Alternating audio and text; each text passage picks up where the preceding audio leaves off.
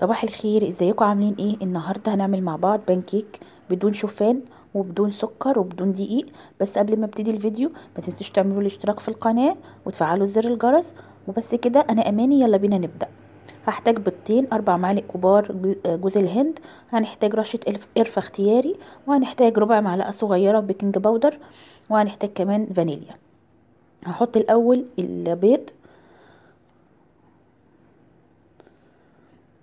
هنحط عليهم القرفة والفانيليا والبيكنج باودر، وهنقلب.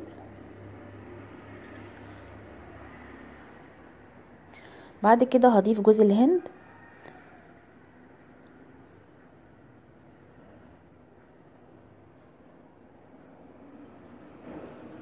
هحط عليها معلقة كبيرة عسل ابيض،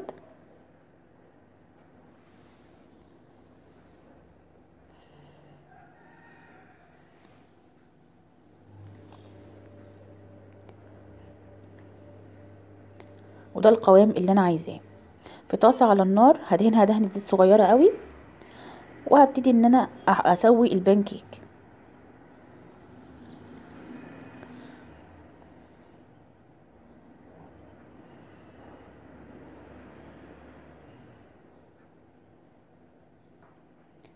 اول ما بتبتدي كده تفك من الطاسة هقلبها على الناحية التانية، وبس.